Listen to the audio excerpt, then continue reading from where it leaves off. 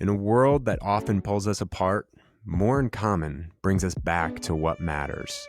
Hosted by Gerren Taylor and Keith Richardson, this isn't your average podcast. It's a challenge to think deeper, question louder, and grow further. At More in Common, we work with NFL teams, tech companies, and professionals across industries to improve communication and foster compassion. And with a focus on emotional intelligence, we aim to bring a wealth of experience to help you navigate the complexities of human connection. We've never been more connected and yet more isolated. We want to explore the roots of that tension and offer a way back to what we all need: real human connection. Enjoy the show. Oh, no, Welcome back, everyone. This is the More in Common podcast. I'm Gerren Taylor. That's Keith Richardson. And this week, in the third box, yes, as it's sometimes said, my man Jerah Milligan. Give it up, Jerah. What's it? I love when getting introduced on the podcast because you get a really good intro, but you realize there's no one else around, so you kind of wait for the applause, and you're like, yeah, you're waiting for someone. Yeah, you're like, yeah. It's like a comedian. It's like you telling a joke in front of nobody. Yeah, nobody. You might know Jerah from the Black Men Can't Jump in Hollywood podcast and Netflix's A Charlemagne Club. He is joining us fresh off his one-man show in LA. Dude, you're everywhere. Look at you go. Listen, man, the rent keeps coming. So hey, no matter how good I do, asking for it. The rent just, it's like they just harass me all the time. You know, and the rent wants to change sometimes. Sometimes the rent like to raise it. I don't know. Yeah, sometimes the rent is one price, then she'll come back and it's like, I need more of this. And I'm like, you need more from me? You need more? Ask somebody else for more. I don't have more. No, that's why I'm married with. That's why you go see me tap dancing on Hollywood Boulevard, because the rent is coming. Okay? Well, tell us about the show. Tell us, how did it go? What was the premise? I mean, I saw you promoting it. You're doing it by yourself, which is obviously one of those things. It's like you're trying to get into that EGOT level already, right? You're over there doing one-man shows. I love that. You know what it was? It was like, I'm always so my solo show was about like a near suicide attempt from like 2017, 2018. So it was like a dark topic, but I hate dark things for dark sake. So the way I guess I write and do a lot of things is, it will always be kind of serious topics, but in a funny way, or like it will be a mix of both. And I don't know, last year I was like, I should do a show, and I couldn't figure out what to do a show on. And my gut just kept saying, talk about this one experience. Honestly, I started writing the show, stopped because it was too heavy. I ended up getting connected to the theater, and the theater gave me a date. I was like, oh, let's do my birthday.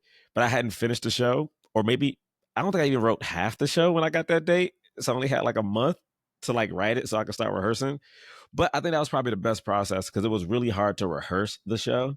And it was like a topic that most of my friends didn't know about. So anytime people asked me, I almost had to like not lie about it. I always would say a near-death experience. Like, that was the thing I would say. It's a near-death experience. I just never told people that I was the cause of the near-death experience until they got to the show. But it was good, man. Got a write-up in Essence Magazine and the LA Sentinel. And I think I may actually do it in New York now. Just got to tweak a couple things. But yeah, didn't expect to do it more than once. But here we are. There you are. I mean, listen. Yeah. Like, how do you feel about doing it again?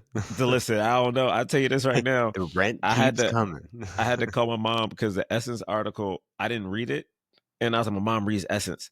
Let me make sure I give her a heads up that the show is kind of dark-ish before she reads this article or sends it to her friends. And she was like, because my mom is old. My mom is like, I told her I had a therapist. She goes, what's wrong with you? Like, that's just how her mind thinks.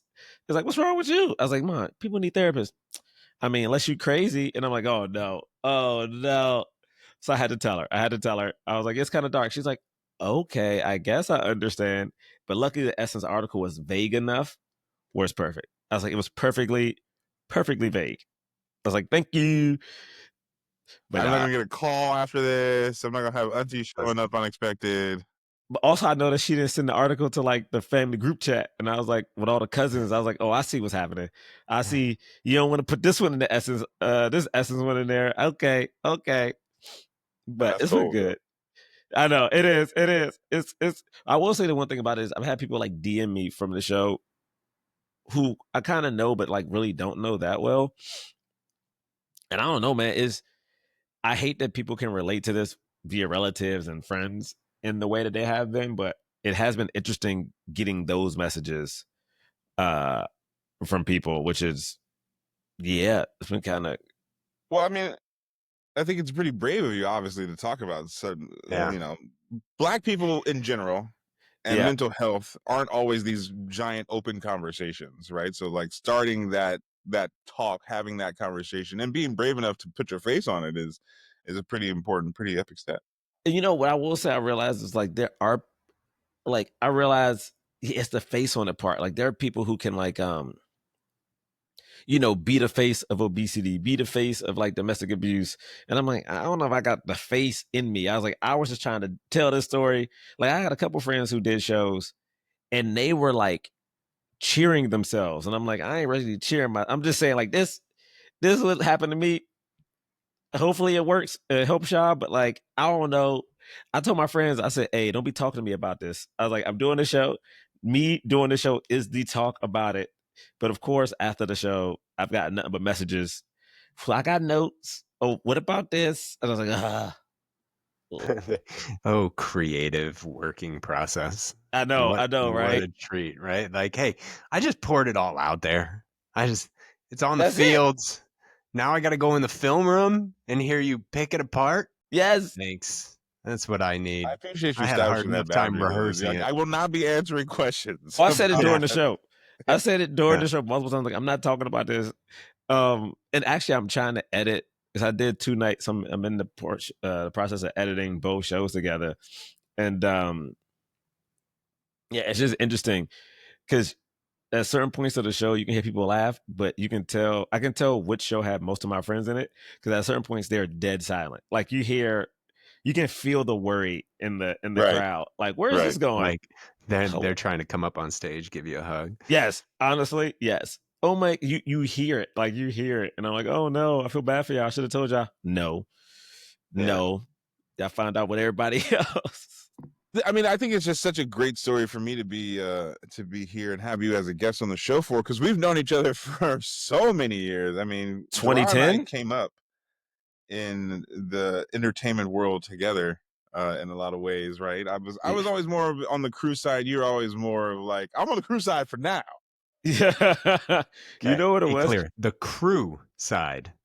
The crew, sounded like you said crew, so like you were working chips and stuff. Like I just wanted to just be like, we split between in front of camera and behind the camera, and even though everybody kind of starts as a PA, if you're trying to get in, if you haven't had an acting coach, you know what I mean. If you're if you're not straight up nepo baby who's blessed into the business, you gotta start somewhere.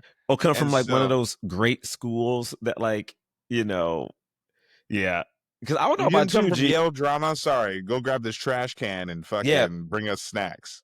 Which is crazy because I think about starting off in entertainment like that. Like I genuinely did not know how to get into the business. Like I always knew I wanted to be a performer, but like most of my family was like, no, you can't do that. My high school counselor, when it was time to like look up colleges, I remember asking her like, oh, I know this one girl who was ahead of me. She went to like the Philadelphia School of the Arts. So like, oh, I know there's art schools that exist. This lady openly told me, I never forget it actually. She openly told me, no, you need to get a real job. She was like, you need a job. Like we can't send you. You need to go. You can go to a school that may have a theater department, but you can't go to like a performance school. You need to get a job. And when I got out of college, I didn't realize that like I didn't realize the Juilliards and the Yale acting I didn't realize that shit existed until I was maybe 2 years out of college. And I was like, wait, what is these places? And yeah, we were definitely, and it's also 2 different type of PAs. I feel like there's the set PA and then there's that office PA. And that set PA is the one that is like moving coolers. Oh, God bless their soul. Every walkie PA out there deserves a trophy. Because that walkie PA It's not on set. They don't get to see the set. They're usually by themselves, signing out walkies. Somehow getting the walkie backs is like their responsibility, even though they haven't left that freaking room. And when the crew wraps, no one wants to bring back those walkies. People want to go home. Now they got to count it. They get no attention, no love. They don't get to see nothing. So it's like, it's funny that we put the PA who's like the least tenured in charge of walkies for everyone who's making more money than them.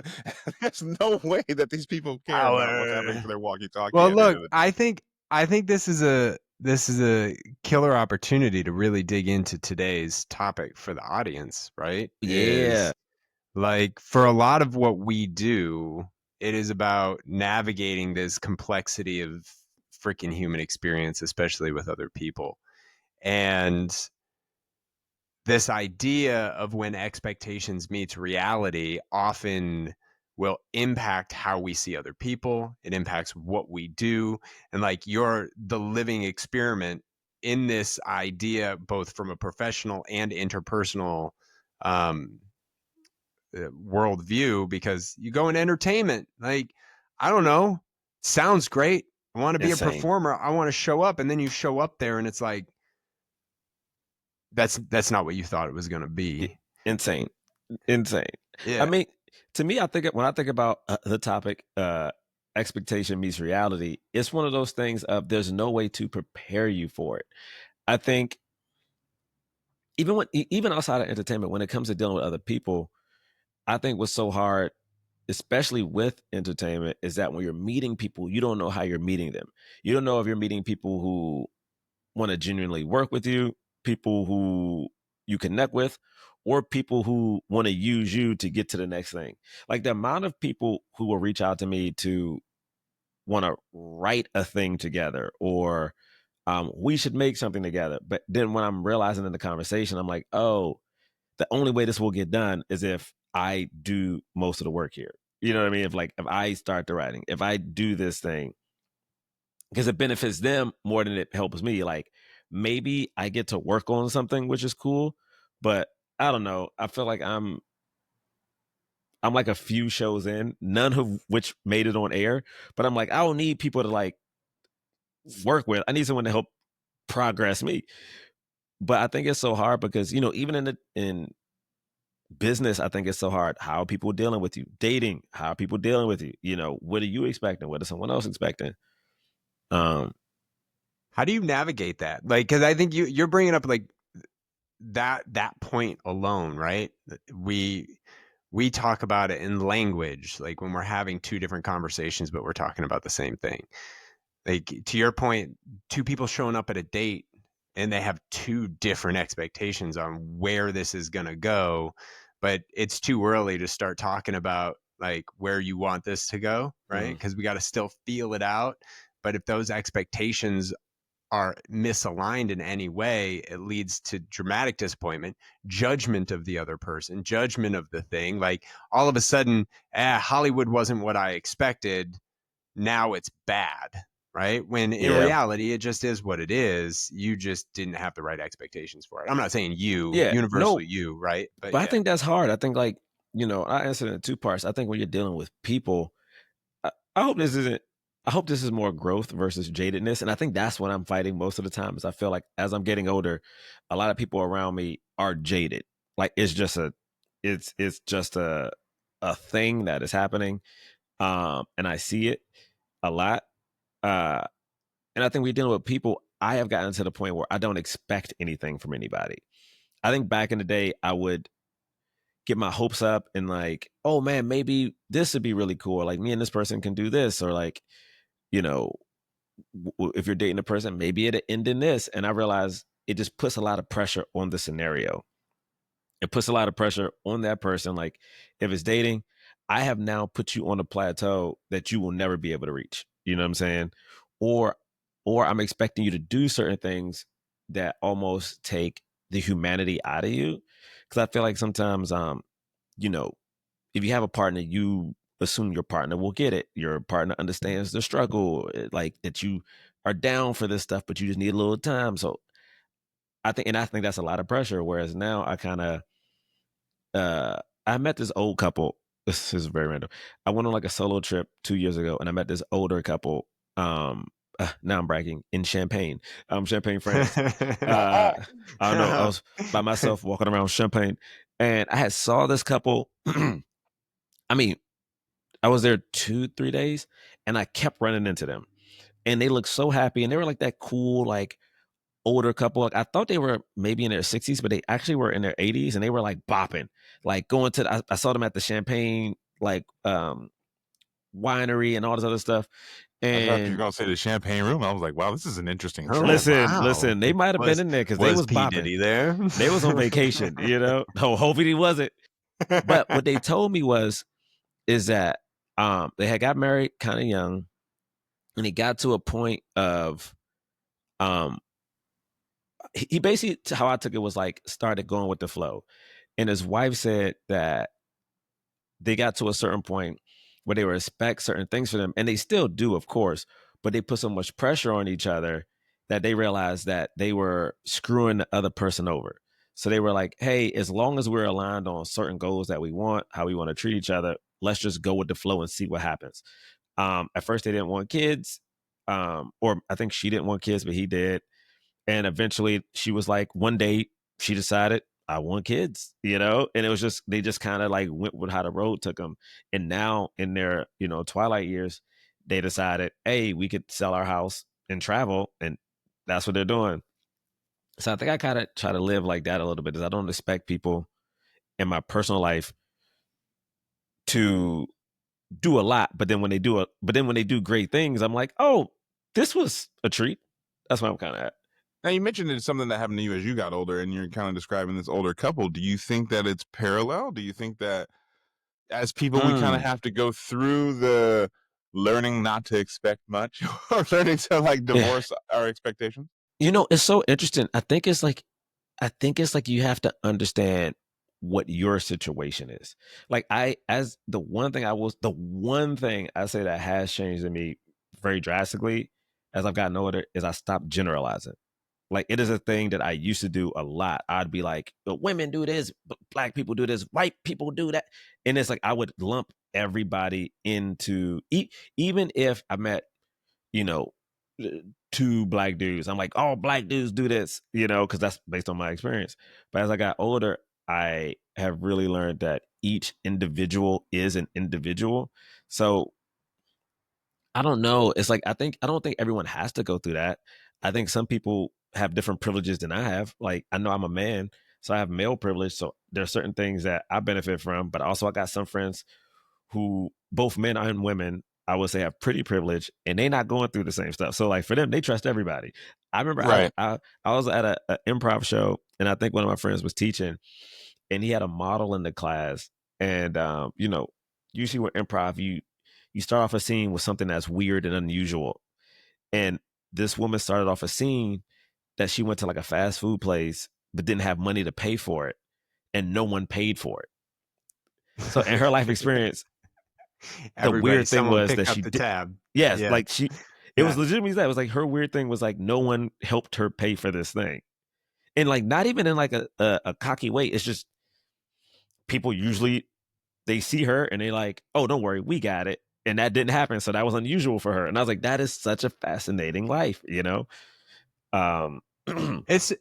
I have a question, but I want to, like, what I love about this idea, right? This space and time of not having expectations for other people. Because like this story shows, like everybody's life experience informs their own expectations of how things show up, right?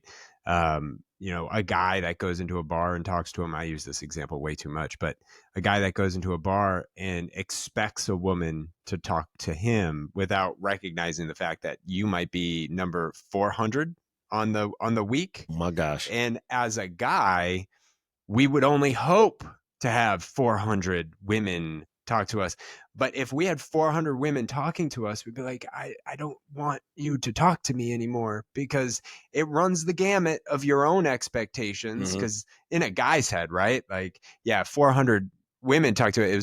It is the most attractive. It is the smartest. Like, it's all women that you want to talk to you are suddenly talking to you in your own imaginary head.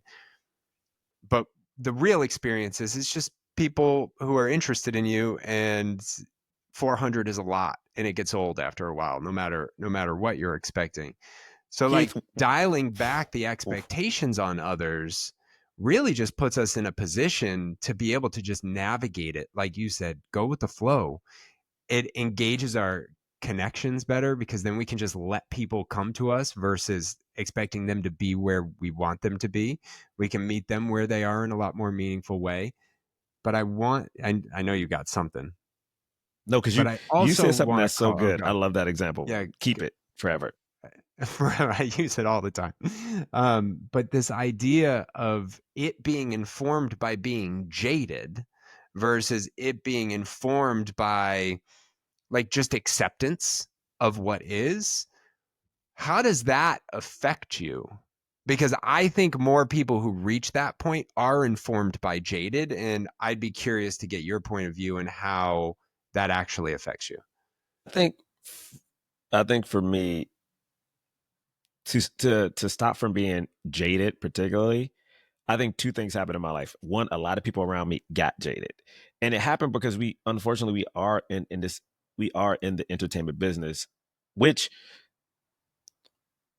is not that I'm a fan of it. It does prioritize like youth, so like when I started, there weren't certain jobs for Black people to get. Like as I got older, people started caring about diversity, but when that happened, they didn't go to like the people who were demanding diversity. It went to the people who came afterwards, which is, I guess, what you want is like, yeah, I want to make it better for other generations. That's what it is. But also it's like, screw that. I wanted to be good. I'm still here. Dude, and so I've seen certain friends. So much on that thought. And it's so hard because it's like, it'd be different if, and maybe it wasn't, but it's hard because when I think about the older generations fighting for equality and things like that, in my mind, they were already like 70, like they weren't about to benefit off the thing they were fighting for. But now as I got older, oh no, they probably were 50, still able to do stuff, still able to benefit, but they didn't get the benefit from the thing they fought for. Like, I think about that now in entertainment. Like I remember I was an intern, and I remember a lot of people demanding we should get paid. My generation did not get paid. Generations after me did, but then I'm looking at it like, well, I ain't got nothing to show for this goddamn internship. Again, I was dumping trash cans, and you're not allowed to do that shit no more. So for me, not being jaded is a thing of, it just doesn't help me feel good. Like to me, it's like, again, I do have people when I was coming up in the comedy world who, I have sat down to get coffee with. Like I'm a person, like I will do the thing to help because I feel like no one helped me. But I've seen a lot of those people become utterly famous. Like some of them are insanely famous now. And I think I get excited by that because to me, it just shows that one good day can change everything. I think some people, and maybe I would have been like this if I was younger, see that as, it's never, why me? It's never going to happen to me, because sometimes you hear these stories about people when they kind of get on. It is so random that like, it's no way for you to prepare for something like that. It's you can't help who you meet at the coffee shop. Like I had a friend who legitimately struck up a conversation in line with an older lady at a coffee shop. And again, he was already a comedian, like doing shows and stuff, not necessarily famous. Met this older woman. This older woman ended up working for a very famous director who was looking for like a very small part in a movie. That small part was very funny. That small part has now put this man in like, it's just, So for me, when it came to not expecting a lot from people, it was me gauging my hopes. Like I think my mom was a single mom for a portion of the time, so I always wanted to go to Toys R Us, unless you know how old I am. And she would always say, like, next week there was when another I get paid, one that was called Child World when I was growing up. I've heard Child World. You heard of KB Toys? Competed with KB, of course, but competed directly with Toys R Us. I hated Toys R Us. I was a Child World loyalist, and then they closed it down. I don't know what Child World is, bro. That makes me uncomfortable. That sounds backward as hell. You're the same age as I am. Listen, what's so funny? I was a Toys R Us stan. I remember getting like during the holidays, the big book that they would just send you of just like all the toys that's about to come out. Yeah, now it's Amazon. I'm now it's a stand. Me and Jeffrey go way back. We both just go by G with each other. That's how tight. Listen, he back. Jeffrey back. He back. But I think I learned then, it started happening then when my mom was like, next week I get it. But then as I started getting older, like, 7th, 8th grade and stuff, I was like, oh, anytime she does get me a thing, it's because she is physically paying for it. And I was like, oh, she's saving up to do the thing. And sometimes I'll be like, Mom, why can't I get this? Like, my friends got this thing. And I'm realizing the more and more I asked for stuff, the more and more strain I was putting on her to like get the thing, which was like a really horrible expectation to have of her. And I just think it just what makes you sleep easier, man? Like, I remember like, it's hard for me to go to sleep. It's like, what makes you sleep easier? And I think that helps me. Also, to me, not expecting a lot from people helps me, again, not generalize people so I don't misunderstand somebody. You know what I mean? Like, I don't misunderstand what someone's intentions are with me. I don't misunderstand what someone expects of like whatever interaction we're having. It just helps me, okay, I get you. I get what's happening. There's an interesting neurological reduction of tension that occurs when you don't have expectations, and it actually, because you're not thinking about it, you're not creating a capacity for what I think you are going to do, and so you just open it up to curiosity, right? Like, oh, I'm curious. Now I get a chance to ask you a question. I get a chance to find out. I don't have to worry about your answer. And I think what's weird for other people is it's so off-putting because they expect you to have expectations. And it's like when you ask that question, it's like, no, I mean, I just want to know. And it's so disarming and it frees up a space for you and another person. I'm curious, like, how do you manage it actively? Like, as we're coming to the end here, and we could talk about this all day, how do you actively manage it? To me, I talk to myself a lot. It's probably like the only child in me. I talk to myself. I will say it's probably not the best because, one of the sayings my mom had was keep your head out the clouds. And at any given time, even as I talk to y'all right now, I have like 2 other conversations happening in my head about random things. Like, I'm an only child too, so I'm with so you. You get it. It's like, you had to entertain yourself. But I think for me, how I manage it is I think there's a lot of ups and downs in life, period. Just not in just entertainment, but just in life. I think entertainment as a field of rejection, it can expedite it. But I think I got to a point of my emotions were all over the place. Like, man, I'm gonna tell you one thing. I remember I had booked a show.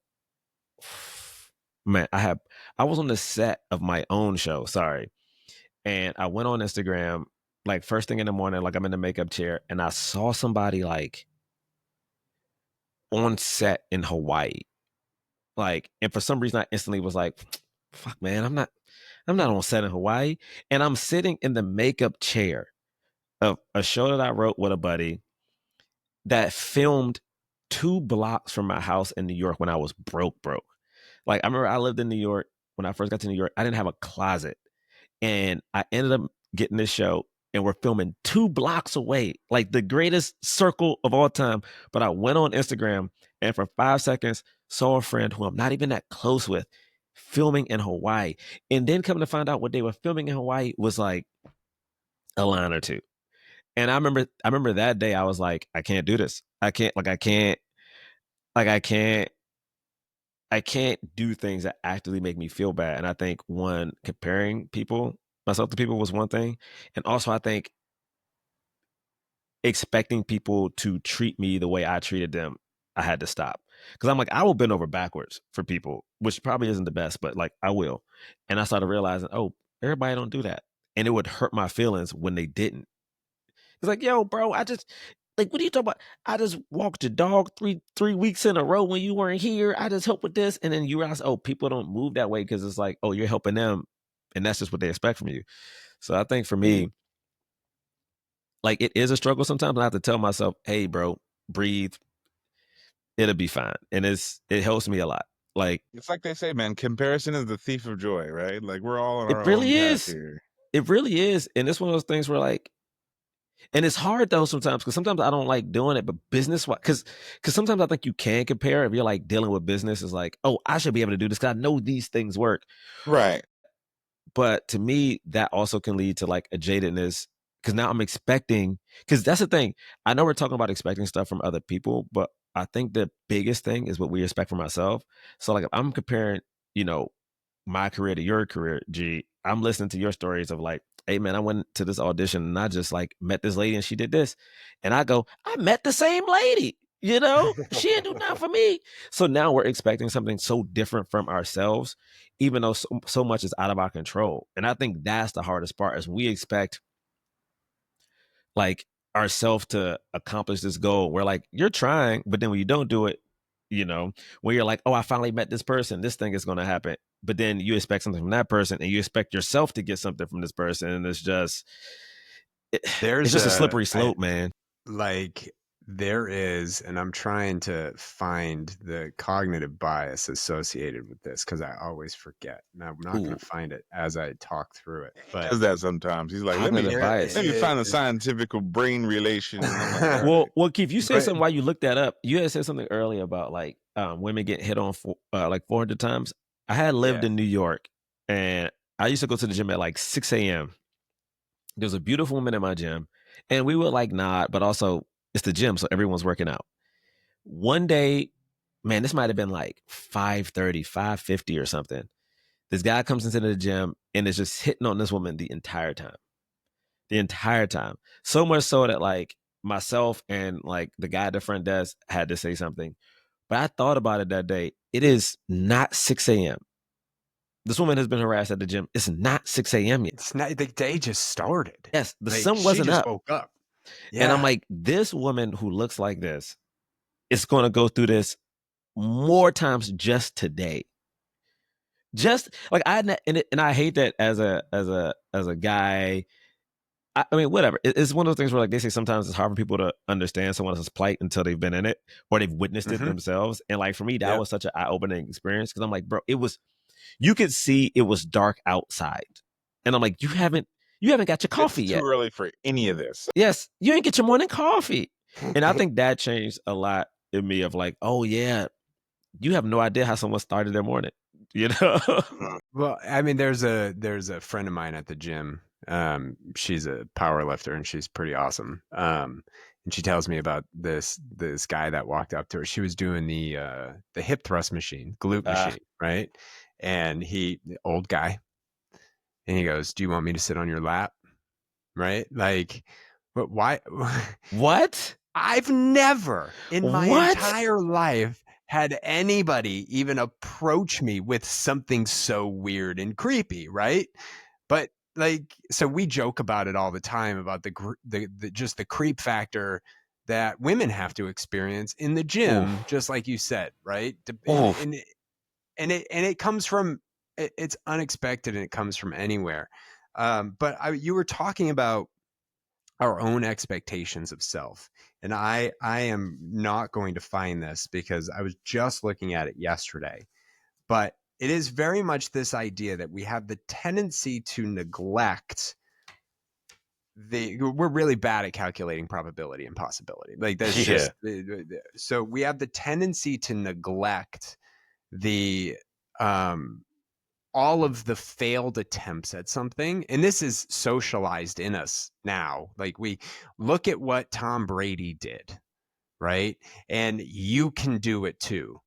What that neglects is all of the other people that we never see who try what Tom Brady did and fail.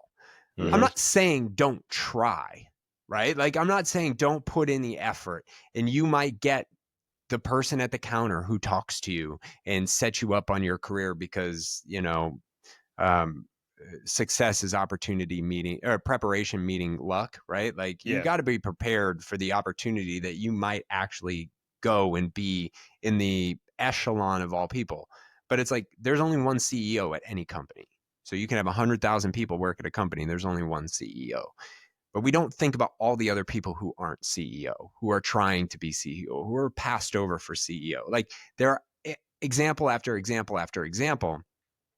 When we have the expectations that that is where we will be, and then we don't get it, the amount of disappointment, the amount of failure we feel, the amount of jadedness that comes from it, that element of expectations of self, expectations of others is rooted in such small amounts of behavior and in data, and yet we project it onto everybody all the time. I love the way you frame it. I love the way you've come to that space, is like managing my own expectations of myself, manage expectations of others. And like the old people say, I'm just going to go with the flow. Not the old people, the old couple that you referenced. Listen, no, that's they were proud to be older. I think that's how helped me too. It was like, yeah, I've existed this long. Like I'm thankful for that. I think before I was like, I remember making fun of somebody when he told me he was 28, and he's a good friend of mine. I was like, damn, you old. I remember saying that, and I was like, damn. But I think about it now, being 10 years older than that, I'm like, yo, you've made it through a lot and you're still here. You know what I mean? I think that is like, done seen September 11th, done seen the economy burst, done seen COVID, done seen a strike, done seen whatever 2024 was. And it's like, oh, we still here, still smiling. All right. That's really what it is, man. It's about perspective, I think, too. It reminds me a lot of what you're saying about like being the one that goes out of your way for people. And I feel like a lot of people go through that, but you have to do what you do without the regard for the return, so to speak. Right. Yeah. You have to do it just because it's who you are, and boom. It doesn't matter what comes back or what doesn't. Doesn't matter. I have this conversation with my wife all the time. Reciprocation. It's like, do it because you think it's right for you. Don't do it because you expect something in return, because if you expect something in return, it's not likely to come back. But removing that expectation does open you up for more opportunities of gratitude and graciousness to occur in other places, 100%. Right? You never know where it's coming from. Yeah, that's real. Wow. So, guys, I feel like we changed lives today. I don't know if y'all felt it. I hope so. Just one. Yeah, that's one or two. Isn't that it? Sometimes you're like, you get the teachers who are like, I just need to get to one student. I never understood that. I was like, one, but yeah, just the one does so much. It's a funny perspective that I always struggle with, because it's like, I never want to build something with the expectation of only changing one. Yeah. Right. I want to change everybody in a meaningful and positive way. So how do we do that? But as long as you get that one person that moves the needle, the butterfly effect is real, right? So I'll take it. I'll take the win. No expectations. All the time. Just one. You just need one win, man. That's it. Just one win. Just one win. Tell the people where they find you, where they can maybe see your show in New York. You can follow me on Twitter and Instagram. Yeah, I still call it Twitter. At Jerah Milligan. You can catch me at performing improv with Astronomy Club at the Upright Citizens Brigade in LA. We're doing this show called Cage Match right now. It's every 2 weeks on Wednesday at 10. Come out. We compete against another team, and we've been winning for a little bit, and it's been fun. And I'm hoping to do my solo show, But Did You Die, in New York, hopefully in June, maybe August. Looking for a location now. And yeah, you can listen to my podcast, Black Man Can't Jump in Hollywood, on anywhere you listen to your podcast. Love it. We'll put all of that in the show notes too. It's easy to link, so no one has Keith, to. I was going to ask you to explain the Alabaster Homie shirt, but we're out of time. We're out of here. Have to save that for another gift from a friend. That's what it was. It's a gift from a friend. So I wear it proudly because he gave the shirt to me, and it's a credible source, I guess. I love it. No, I do too. It's a good shirt. I don't wear it enough. But mostly because the letters are starting to fall off, and I don't want to wash it too much, and then it goes away. But look, like us, subscribe, do all the things that we ask you to do so we can continue to grow our audience and find our people. And thanks for tuning in. We'll see you next week. Jerah, dude, this was a pleasure. Thank y'all for having me. Appreciate you joining it. I want everyone to know that, G woke up early for me to record this, and I appreciate it. That ride looked like it too. Keith is fresh with a nice wood background. Us here on the West Coast is like hair all over the place. But you know what? We did it. Already has been through half his day already. Yeah. I've been up since 6. Yeah. He's like, I had coffee, I had my breakfast, I had lunch. All right, respect it. All of that. I'm over here just raw dog at a podcast. No coffee. I barely had a sip of look. I got my sippy cup. This is the only liquid I've had this morning. Why do you have that sippy cup? Goldfish cup. It has water in it. But did you purchase that sippy cup? No, I didn't purchase it. It came with I don't know. With the house, with the apartment. Yeah, it was here. It was here when I got here, guys. That's the most Pixar-looking sleepy cup. I didn't buy this. I didn't buy this. De la Valle. That good Mexican juice. We out. We out. All right, that's how it is. We out. Oh, my goodness. Recording. Stop recording. Some more Uncommon Podcast. I'm Gerren Taylor. That's Keith Richardson. We'll see y'all next week.